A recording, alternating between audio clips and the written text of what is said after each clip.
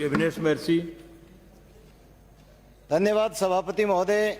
राजस्थान राज्य पथ परिवहन सेवा बिना टिकट यात्रा निवारण संशोधन विधेयक 2021 पर मुझे बोलने का मौका दिया, इसके लिए आपका बहुत बहुत धन्यवाद। मेरे से पूर्व वक्ताओं ने काफ़ी बातें बता दी।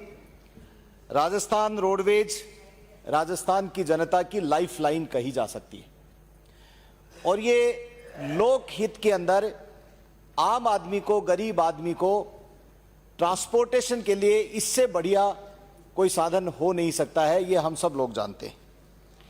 लेकिन आज रोडवेज कर्मी अपने आप को अनाथ महसूस कर रहे हैं, अपने आप को लावारिस महसूस कर रहे हैं और ये पूरा का पूरा विभाग, अभी जैसे मेरे से पूर्व वक्ताओं ने बताया कि इसके अंदर ऐसा हो गया कि हमारा क्या होगा। कर्मचारी मन से काम नहीं कर पा रहे हैं। 2016 के बाद में अभी बताया कि उनका क्या होगा, उनको सेवानिवृत्ति के बाद में परिलाभ मिलेंगे नहीं मिलेंगे, उनको पेंशन नहीं मिलेगी।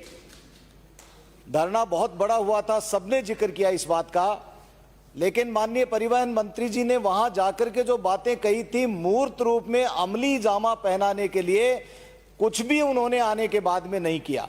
ट्रांसपोर्ट डिपार्टमेंट का बहुत बड़ा एक्सपीरियंस इनका है, लेकिन बावजूद इसके आज रोडवेज घाटे में चल रही है और बहुत बड़े घाटे में चल रही है। और प्राइवेट ट्रांसपोर्ट ऑपरेटर कोई भी हो, वो 5 बस लेकर के भी अपने परिवार का नहीं बल्कि माला माल हो जाता है। और रोडवेज के अंदर इतना बड़ा बेड़ा होने के बाद में भी, लेकिन इसका कारण क्या है? अभी सभापति महोदय कह रहे थे कि कुछ ऐसे सुझाव भी दो। सुझाव के अंदर जब टायर 2nd ग्रेड का टायर खरीद के 1st ग्रेड का बिल बनेगा तो ये रोडवेज तो घाटे में ही जाएगी। प्राइवेट बस आगे खड़ी है, पूरी सवारी उठा लेगी, उसके बाद में रोडवेज की बस खाली खाली पीछे पीछे जाएगी। चाहे उसके अंदर रोडवेज कर्मचारी का आपस में मेलजोल हो और चाहे जो परमिट जारी करने वाले लोग हैं, 1-1 मिनट का परमिट जारी होता है, 1 मिनट पहले, 2 मिनट पहले, और उसके लिए झगड़े भी होते हैं। तो हमें इस बात को सोचने की आवश्यकता है। आप काफी एक्सपीरियंस आदमी हैं परिवहन मंत्री जी, ये रोडवेज घाटे में क्यों चल रही है? प्राइवेट वाले 5 बस लेकर के भी क्यों लाभ के अंदर आ जाते हैं? और इनकी इतनी दादागिरी प्राइवेट ट्रांसपोर्टर्स की, वो सरकार खत्म नहीं कर सकती है।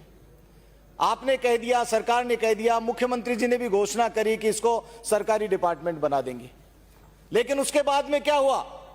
आज 3 वर्ष पूरे होने को आ गए हैं। जो बात कहते हो उस बात के ऊपर तो मेरे हिसाब से हम लोगों को खरा उतरना चाहिए। 2014 के बाद में भर्ती नहीं, सरकार स्पष्ट कर दे इस बात को कि राजस्थान रोडवेज को बंद करने वाली है या नहीं है। जो संपत्तियां हैं राजस्थान रोडवेज के पास में, उन संपत्तियों के बारे में सरकार क्या निर्णय लेने वाली है? कहीं कहीं पर हमें सूचना मिलती है कि यह डिपो बेचा जा रहा है। तो बेच करके, यदि संपत्तियां बेच करके डिपार्टमेंट की हालत को सुधारना है तो उस तरह का कोई विधेयक लाओ।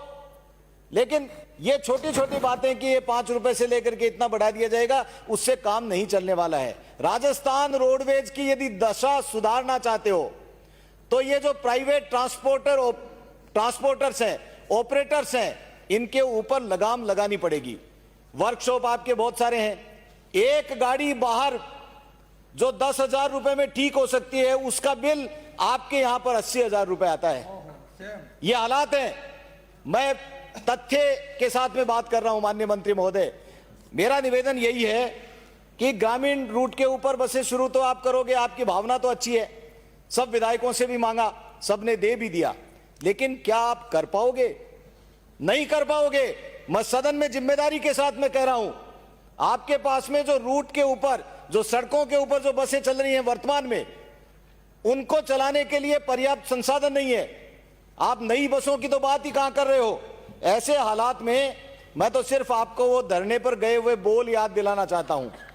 यदि आप जो कहकर के आए थे वो सही मायने में लागू कर देंगे तो प्रताप जी, जितने लोगों ने भी बात कही है, आपके ऊपर जो भरोसा जताया है, सरकार की लोक कल्याणकारी नीति के तहत आपने काम करने की शपथ ली है, तो उसके ऊपर आप चल करके ये बिल जो लेकर के आए हैं, इस बिल के अंदर राजस्थान रोडवेज को कैसे घाटे से उबारा जाए, किस तरह से राजस्थान रोडवेज के कर्मचारी हैं उनको पेंशन मिले, उनको परिलाभ मिले, उनके सुख सुविधाओं के लिए आगे बढ़ करके काम करें। ये बिल ला करके और एक सशक्त बिल लाओ जिससे राजस्थान रोडवेज का घाटा भी पूरा हो सके और आने वाले समय के अंदर लोक कल्याणकारी सरकार का दायित्व होता है कि वो लोगों के लाभ के लिए अपने लाभ को हटा करके काम करे, घाटा हो भले ही, क्योंकि उसके अंदर आप फ्री के अंदर यात्रा करने की सुविधा भी देते हैं, महिलाओं के लिए भी देते हैं, बेरोजगारों के लिए भी देते हैं, लेकिन फिर भी ये सब करने के बावजूद भी